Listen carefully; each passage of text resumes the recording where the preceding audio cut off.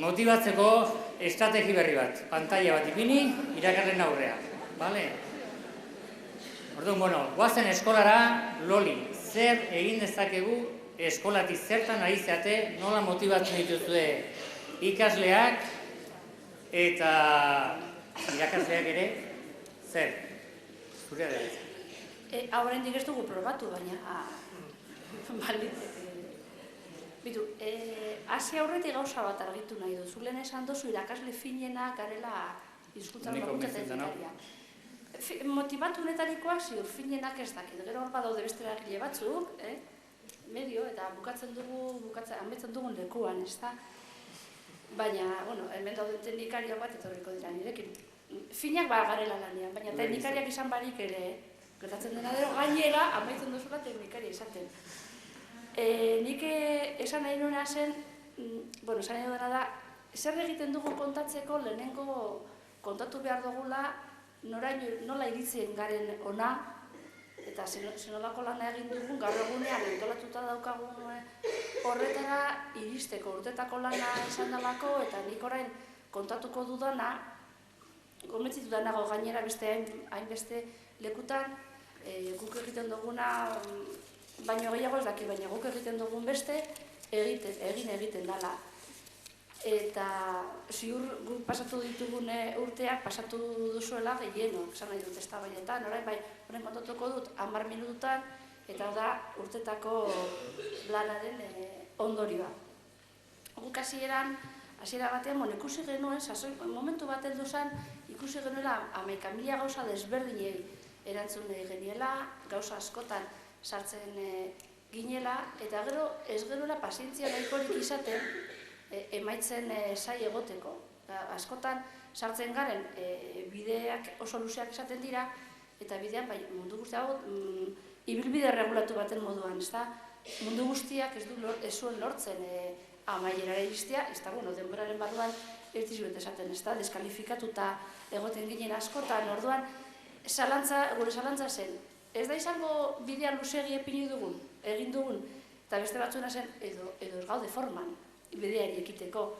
Egin behar izan genuen lehenengo gauza izan zen, ondo aztertu zer egiten ari ginen, zer zen nahi genuena eta zer egin behar genuen hori bideratzeko ondo. Nahi genuen argi geneukan, ez da?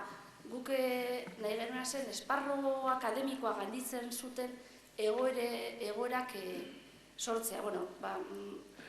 Hemen egunotan entzun dugu behin eta berriro askotasunak daukan garrantzia zein da, informala den hizkuntza, bizitzarako den hizkuntza leku askotan eskolatik besterik ez dela jasotzen, ingurune erdaldunetan, gure kasuan, gure herrian egunengo 30 edo euskaldun esango da, beste guztiak erdaldunak, eta euskara ez da kalean entzuten den hizkuntza eta erabiltzen den orduan. Guk ikusten genuen zen, esparru hoiei erantzuteko, ikastolatik kanpoko esparruei erantzuteko, eskatzen zitzaiola eskolari berari lan egitea hori lortzeko, hor kontraesana bat ikusten genuen, ez da? Eskatu egiten zaigu, baina zego espaziorik ematen. Baztertuko dugu zer dagoen eta zer egin dezakegun horretarako orduan. Honekin batera, hizkuntza proiektua egiteari ekin genion, eta hor ikusi genuena zen, gauzak urteak aurrera joan da, hobe izango zala gauzak ondo finkatuta eukitzea. Orduan, egin genuen izan zen, hizkuntzen ikastolan erabiltzen diren, hizkuntzen erabilera eta trataeraren diagnostikoa egin genuen, horrek ondorio oso argiak azaldu zizkigun, gero definitu behar izan genituen helburu batzuk hori egiteko, eta lehentasunak ere finkatu behar izan genituen. Eta lehentasunak finkatzerakoan ikusi genuen, guri gertatzen zitzaigula, umei euskararekiko jarrera eta portaerarekin gertatzen zitzaiena, guk jarrera bat adierazten genuen, ahoskotasun orantzearen gaia planteatzen zenean, baina gure portaera bestelakoa zen. Denok ahoa bete hortz, esaten genuen, ahoskotasun arandu behar dugu, egin behar da gehiago, egin behar da... Baina gero praktikak eguneroko ikasgelako lanean horri ez zitzaion lekurik egiten. Orduan, atara genuen ondorio bat izan zen, oso entzule, ez dakit aditzen zuten, baina entzuten bai, oso entzule honak garatzen ari ginela. Gainara diskurtso oso monotona zen, gure diskurtsoa entzuten zuten, ez euren mailakoen diskurtsoa. Ikusi genuen baita ere, inguruneak, hortalduna izan da, ingurunetik gauza askorik ezin genuela espero, baina bazio dela, eskaintza desberdinak aprobetzatzeko. Orduan, zer nahi genuen, aztertzen hasi ginenean ikusi genuen, alde batetik hemen, bi egunotan askotan entzun dut eskolak egin behar du, eskolak eskaini behar du, baina eskola ez da hor, ez dakit, sukaldeko, ez dakit, nik alakit erabiltzen, baina badirudi badaudela sukalde robot batzuk, sartzen dituzula elikagai guztiak, sakatzen dituzu botoiak eta gero ataratzen dizu dana eginda. Horan, eskola ez darolakoa, umeak sartu, ikasleak sartu, irakasleak sartu, sakatuko ditugu botoiak eta hemendik 6 urtera denak euskaldunak. Guk ez ditugu botoiak aurkitu horitik, hola bada. Ikusi duguna da, eskola ez dela hor dagoen zerbait komunitate bat dela, komunitate eragilea, baina baita ere oso aldakorra. Ordan ikusi dugu, hor faktore eragile batzuk daudela, gure eskuetatik kanpo gelditzen direnak, eta hoiei erantzun egin behar dugula. Ikusi dugu, eskola, ez dakit zenbat ikastetxe dagoen elkarte autonomoan, baina horren beste eskola mota dagoela. Eskola bakoitza dela errepikagaitza. Faktore desberdina daudelako. Alde batetik, ikusi genuen, umei dagozkien eragileak zeudela. Guk frogatu duguna da, haur eta lehen hezkuntza gurea, haur eta lehen hezkuntzako ikastola publikoa da. Frogatu duguna da, gero bueltatzen direlako, nagusitzak direnean ikasleak bueltatzen direlako sarri askotan bizitan. Eta ikusten ditugulako gero herritik. Espero dugun motivazio soziokulturala hori ez dutela adinik hizkuntzaren erabileraz hausnarketarik egiteko. Dutela da hizkuntza erabiltzeko beharra. Eta eskolak sarri askotan behar hori ez dakiela erantzuten. Guk eskatzen diegu egin dezaten, baina ez dakigu eskaintzen, edo ez diegu eskaintzen bidea hori egiteko. Hori ikusi genuen gauza bat zen. Gero, familiek eskatzen dutena eta ematen diegunaren artean ere hor desoreka bat zegoela. Guk, familia mota desberdina ditugu, baina bi muturretan dauzkagu talde bi. Alde batean, euskaldun peto-petoa direnak gitzi, baina hala da, euskaldun peto-petoa direnak eta oso eskatuta daudenak euren seme-alabak besteekin gaztelania ikasten ari direla eta horrek euren hizkuntza galtzearen arriskua dakarrelako, eta gero beste muturrean daude, hor eskolatu dituztenak semeak eta berdin zaiela deredukoa den, ala beredukoa balitz ere zentroa berdin egongo ziren, hurbilen daukatena dalako, edo euren ordutegiari egokien moldatzen zaiena dalako, eta nik uste dut hemen gauden guztioi antzekoa gertatzen zaigula. Hor, ere, oreka punto bat lortzen ibili behar da denbora osoan. Gero ikusi genuen baita ere, gure, ingurune soziala eta, testu ingurune eta hizkuntza ingurunea be, erabat erdalduna dala. Egongo dira, egon badaude barkatu. Euskalduna direna, baina kalean ez da, edo nor badoa gaur egunean getxora eta arratzaldean bueltatzo bat emoten, sorpresa handi hartuko du, euskaraz hitz egiten duen talderen baten bat topatzen badu era modu espontanioan, ez da? Baina ikusi genuen baita ere, beste faktore batzuk, ez da? Baina ikusi genituen bi guretzat gurezetak izan esaten den euskeraz, itxasontzien hori flotazio marran erdi-erdian jotzen zuena, ez da? Bata zen, gaur hitz egiten lehen gurasoen motivazioaz, orain ikaslena, eta guk ikusten duguna, orain dira, eta irakasleen motivazioa, karo, hau da, ez dakite, nik ez dute abetzeko mundua ezagutzen, ez da erigitziago batzilegokoa, baina gurean, pelikula bat dago, ez dakit, marmotaren eguna edo, egunero egoera bera errepikatzen dana, irakaslei, gainera, gerotan nagusiagoa gara, gerotan denbora luzeagoa dara magulanean leku berean, eta irakasleok senditzen dutena da, bi urtero behin, ziklo aldatzen da, eta berriro egoera, lehengo egoeratik hasi behar dugu. Eta hemen bi urtera berriro zerotik hasi behar dugu. Hasieran kementzu hasten da jendea. Baina 20 urte daramana gauza bera errepikatzen, eta gainera, emaitzak ikusi barik, gero eman egiten dira baina ez bere ikasleak, ikasle gaztetxoak hartuta eta handik 2 urtera beste ziklo batera ebaten direnean, jaso egingo zuten, baina aldaketa oso nabaria hizkuntzarekiko dinot, hizkuntzaren jarrerarekiko eta portarerekikoa ez da oso nabarmen arduan, hor batzutan krisisaldiak egon dira, ezta? Merezi ote du egiten ari garena, merezi ote du esfortzua gero emaitzarik ez lortzeko, nigo mentzituta nago emaitzak badaudela. Baina zoritzarrez guk ez ditugula bizi izaten. Gu gara, ez dakiz zelan esan. Imaginatu gurdi batean doazela, lagun batzuk gurdian inora. Primera pasatuko dute gurdian, baina guz batzuta sentitzen gara gurditik tiratzen duen mandoa edo idia bezala, ezta? Besteok primera pasatuko dute, baina gu tiratzen. Eta gelditzen bagara, bukatuko zaie bidea. Eta bidai, arduan, nahiko desmotibatuta ikusten genuen taldea, oroan. Alde horretatik, desmotibatuta. Eta gero beste batetik, implikazioa, gero eta implikazio gehiago eskatzen zaigu, irakaslei ez bakarrik hizkuntza normalizazioan, hiritartasun hezkuntzan, orain teknologia berrien erabilerean, maikabila gauzetan, implikazioa eskatzen zaigu, baina gero erantzuna da bestelakoa. Eta nik 3 adibide piniko ditut. Ahozkotasunari garrantzia eman behar dio eskolak, ahozkotasunari lan egiteko, ni gainera horretan sinesten dut, espazio eman behar diogu eta estrategia desberdinak landu behar dira, baina oso esanguratsua da. Hezkuntza sailak eratu duen ebaluazio diagnostikoan, lehen hezkuntzako 4. mailan, 3 kompetentzia agertzen dira finko moduan eta potoloa bezala.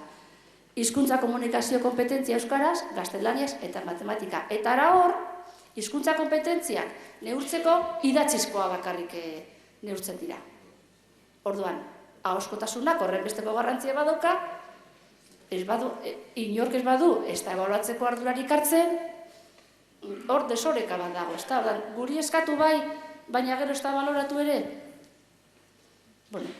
Guk horrela sentitu genuen, Gero bestalde, eta hau hemen zaudeten batzu gehiagotan entzun didazue, baina errepikatuko dut, bestalde, lehen hezkuntzako eskoletan, behintzat publikoetan, implikatzen diren irakasleak zigortuta egoten dira, eta esango dut, zergaitik, hizkuntza normalkuntzari eskaini behar zaion denbora, eskaintzen diogun denbora, irakasleen orduan lepotik dator, araututa dago, zenbat denbora eskaini behar zaion, baina ez du... Baina hau ez da berria, baina ez dago denborarik horretarako orduan. Momentu une bat heldu zen, jendea zizala esaten, eta nik ulertzen dut irakasleak, nik ere bere momentuan neurea esan nuen. Nola, hobe da ezertan esartzea, total, balorazio berdina da, gero gainera sentitzen genuena, lehenengo pertsonan itzengo dut, bada, sentitzen genuena zen, inork ez zuela baloratzen, hau da, oso ondorio argiatara dugu. Munduko gauzarik onena egiten badugu irakasleok, lasai egon. Beti egongo da norbait, akatzen bat topatuko duena. Eta kasualidadez, akatz hori da ezagutuko dena. Beste guztia, ez da inor hurbilduko baloratzera egiten dena legina, eta nik uste da legin handiak egiten direla, ezta? Baina kontuz, ez bat duzua ondo egin, hori azaleratuko da. Eta gero jendea, irakasleok heldu zen une bat esaten zutela, hobe da, ez mugitzea, berdin baloratuko gaituzte, biziko gara lasaiago. Hori gainditu genuen, ez dakite, gainditu dugu, baina gutxienez ikusi genuen zen, hori esala aitzakin nahikoa horrela zerreteko, baina horrela ikusten genuen egoera. Eta ikusi genuen beste gauza bazan, ikasleen motivazioa zinzela isolatu. Hala, guk argi geneukan, umeok euskaraz hitz egin dezaten, gauza batzuk ezinbestekoa zirela. Bata zan, esparru akademikotik ateratzea, esparru akademikoan komunikatzeko egoerak sortzea oso naturala ez da. Esan gura dut, bazkaltzek jatorduetan erabiltzen den hizkuntza erabiltzen da jatorduetan. Esan goizeko 10etan euskarazko saioetan egiten dalako esketz bat, ez, hori ez da naturala. Hori gauza anedotiko bada. Zeinbat hizkuntz genero lantzea ordutegi mugatu batean egiten da, baina ez da lan oso naturala. Eta gero ikusi genuen, hemen behin eta berriro errepikatzen dena. Hori ikusi, ala egin, orduan ikusi genuen, zenbat kasutan, irakasleok egiten genuena, akademikoa esena oso eredugarria zela. Ikusi genuen, esperientzia bat izan dugu horretaz, irakasleok ridikulua egiten dugunean, baina ridikulua dinot egiten dugulako, hurbilago sentitzen direla ikasleak. Eta hori, esan egin digute gainera. Orduan, hor pentsatuko, gauza desberdinak egin behar ditugu. Eta ikusi genuen beste gauza bat izan zen, ezin zela isolatu. Ikaslea motibatzeko biribil berean zeudela gurasoak, eta gu maila desberdinetan, baina ezin genituen ikasleak motibatu gurasoak ikutu barik. Edo ezin genituen ikasleak motibatu gure portaera, jarrera ez gure portaera aldatu barik. Orduan, horren ondorioz, plangintza bat, urteetan irauten duen plangintza bat eratu genuen. Plangintza horretan, ekintza osagarriak ditzen dira, ni badakit horrela agertzen dela leko guztietan, baina heldu zenune bat, ikusi genuen zen, ekintza osagarriak barik direla, baliozko ekintzak lortu nahi duguna egiteko. Orduan, zertatu genituen horiek denak gure kurrikulunean eta ez dira zalantzan jartzekoak. Orduan, atara nahi badugu hizkuntza geletatik, atara behar dugu. Orduan, zer egiten dugu? Hainbat ekintza, osagarriak direnak, finkatuta daude. Lehen hezkuntzako ikasle guztiek baten dira urtero barnetegietara. Batzuk hauen eskaintzetara, beste batzuk beste bide batetik lortuta. Hor dutelako aukera komunikaziorako esparru hori zabaltzeko eta beharrei erantzuteko. Hainbat ekintza edo hainbat jarduera txertatuta daude urtean zehar, apurtu egiten dutenak ohiko ordutegia, baina modu naturalagoan gauzak egiteko aukeren bat dutenak. Adibidez, antzerkia guztiz programatuta dago. Eta gero adibide asko ipin daitezke, eta gero irakasleen kontua, guk ditugu 3-4 jarduera, barnetegietara eurekin joateaz gain, jarduera oso akademikoak ez direnak, baina ikasleentzat erakargarriak direnak, eta batez ere da eurek eskatzen dioguna egitea guk ere egiten dugu. Bata, antzerkietan parte hartzea. Kostatu zaigula. Bestea, eta esango nuk arrakastatzuena dena, nik uste dut txartu egiten dugulako dela, urtero ematen dugu Gabon kontzertu bat, espektakularra, oso txarra. Baina urtero eta irakasle guztiok, eta ez dakizue zei pozik gertatzen diren ikasleak. Orduan, karo, gu gero eskatzen diegunean zeo zer egitea, ezin digut esan zuek bakarrik ikasgela barruan zaudete, eta gero guri eskatzen diguzue beste esparruetan aritzea. Eta gauza bera, dantzaldien kontuak eta horrelako kontuak. Eta ikasleengandik, ikasleekin batera ez egiteko bada formakuntzari garrantzia handia ematen diogu. Orduan guk urtero gure formakuntza planan programatu egiten dugu hizkuntzaren inguruko formakuntza saioa. Gertatzen zaiguna da, orain ere gertatu zaigu. Ahoskotasuna estrategiak lantzeko ikastaro baten bila gabiltzala, eta ez da iralen ere ez dugu topatu. Hola, izutuko dugu. Bai? 5 minutu bakarri dauzkagu, bukaera mamar diogu, ikusten ez asko daukiela esateko, eta denborari, beti bezala denbora gainera atortzen zaigula. Ronda bizkor bat, minutu bateko, hainbarko genuke mikrofona jisten dien programa horretan bezala, zauek, harrapatzen duenen mikroa, kito. Azken gomendioak luzatu nahi zuen ideia, mesedez, zehaztasunez, zuek dituzuen galderak, ezingo ditugu hemendik erantzun, baina Ulibarri Infotik erantzun ahal izango ditugu.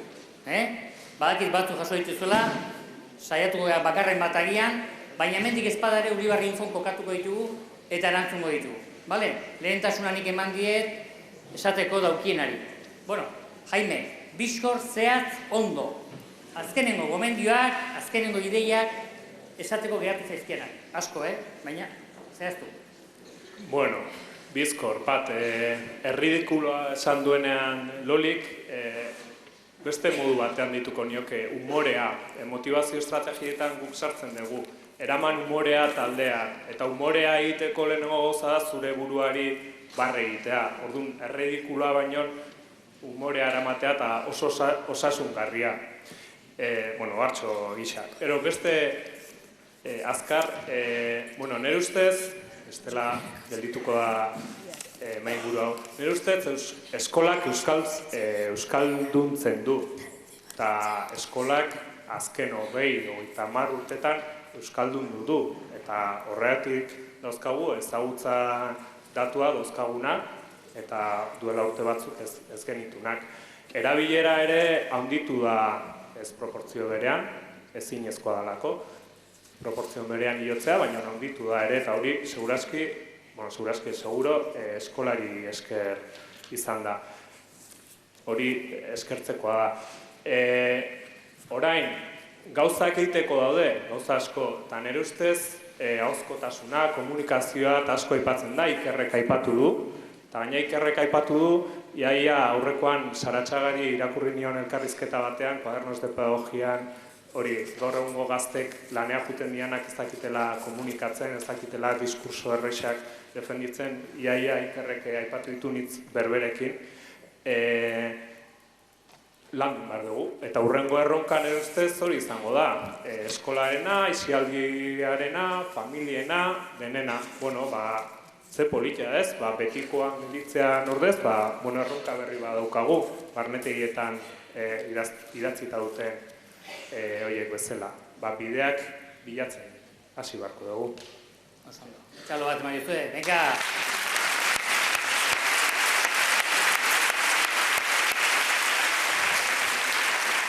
Tema, hile txanda, azkenengo ideia bat konpartitu nahi duzuna gurekin.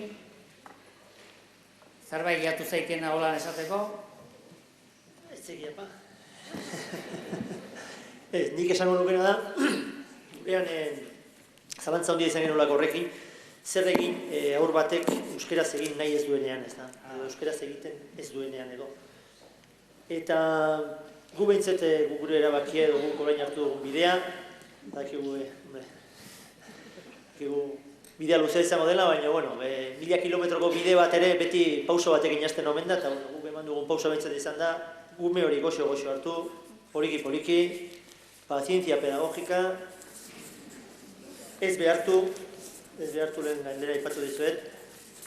Askotan gertatzen dalako lehen, Peio bere adibidea jarri du indarrena, ez da? Indarra handi bat dagoenean alde batera horrek sortzen du kontrako norazkoan beste-inbesteko indar bat. Eta askotan, besteak aldatzea nahi dugu, baina bestea aldatzen da bera nahi balin badu. Ez da gure esku bestea aldatzea nahi bera nahi ez balin badu, baina gu aldatzea 100% gure esku dago, hori bai. Eta askotan agian gu pixka bat aldatzea nahiko da, sistema horri malgutasun pixka bat gehiago ekartzeko. Eta batzutan gutxiago egitea, gehiago egitea dalako. Eta nire iruditzaia bukatzeko, lehen aipatu dut ari batzuk hor badaudela ari batzuk, jabein adin batetik aurrena erabili daitezkenak, balioa direna, ez da? Persona horren identitatea eraikitzeko, edo eraikitzen duten, edo osatzen duten balioiek erabili daitezkela. Kultura artekotasunaz hitz egiten dugunean, aurrekin zergatik ez hitz egin hizkuntza artekotasunaz. Edo hitz egiten dugunean balio ekologikoaz, zergatik ez hizkuntzen ekologiaz. Edo generoen berdintasunaz hitz egiten dugunean, zergatik ez lotu hizkuntzekin. Euskara eta erderaren harremanean zein da gizonezkoa, zein da emakumezkoa, zergatik. Ez dakit hor badaude bide batzuk, zeharkako bideak, ez da, zuzen joan beharrean, horretarako erabiltzak. Listo. Txau, Sibat.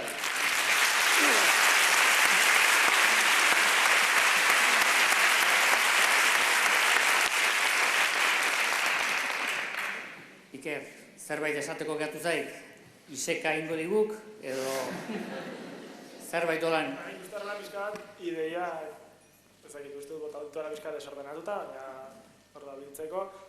Nik uste ikasleak ez ibar direla, entzuleak estetik, komunikatzaileak estera, hau da, ikasleak gai izatea gero, harreman euskarazko bat izateko.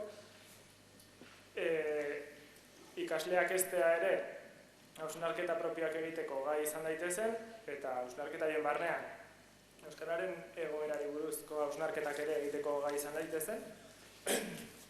Hau da, ikaslea, ni iritsi momentu bat, galdetu nuen zergatik, Nafarroan ezin da lingua navarronuma hitz egin, edo zergatik hau da inbeste muga. Halako hausnarketak ezin dira ekidin, nik uste realitate soziopolitikoa ezin dela alboratu eta albo batean utzi, horri buruz ere hitz egiten hasi beharko gara. Eta uste dut oso garrantzitsua dela ere, irakaslearen papera, autoritate bat izatetik, astea pasatzen ereduaren bidez irakastera. Eta pixka bat eztabaidak dinamizatzera eta hitz egitera behartzera edo bultzatzera.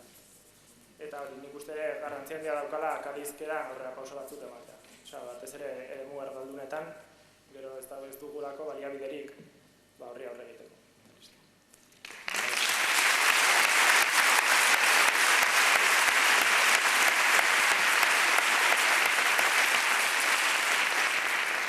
Bueno, Loli, a ber, segiatu da. Gauza asko esateko dituzu. Ez galdetu, ia zer gehiago daukadan esateko. Ez galdetu hori. Esatekotan, esaldi bat, bi. Bi esaldi? Bai. Hartzeko, orduan oso luzea gingo du. Eskola komunitatea osotasunean hartzeko, gurasoak barnez, guretzate askotan gurasoak mugarren beste aldean egoten dira, eta hemen argi gelditu da, argi genuen, baina argi gelditu da eskola baino eragile handiagoak etxekoak direla. Hori alde batetik, eta nik bestetik esango nukena da ez etzitzeko. Gure lanbidea olakoa da, esan nahi dut, kanpoan daukan irudia ez dago oso baloratuta, eta ez dakite ondo zer galditzen duten ez baloratzea, nik uste dut eragilerik handienak egunero geletan sartuta gaudena. Igual ez dugu goi mailako hizkuntzalaritza prestakuntza izango, ez gara gai izango hainbat gauzetaz teoria mailan hitz egiteko, baina egunero eramaten dugu. Horrek eskatzen duena aurrera. Orduan nik esango nukena da ez etzitzeko gauza batzuk, nahiz eta gitzi izan argi badaude, horiek ondo lotzeko izan daitezela eraginkorrak eta batez ere egiteko modukoa bebai eta aurrera jarraitzeko. Ez dalako inor etorriko, bestelako nik eskaintzera, edo zer inor etorriko.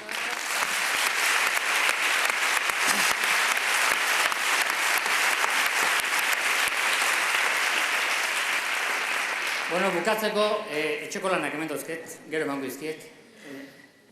Batek idatzi du eskerrak eman, zuen esperientziatik, destilatzeko jakinduria gurekin konpartitzagatik. Beraz, eskarri oso zuei ere. Eta mila eskar guztioi.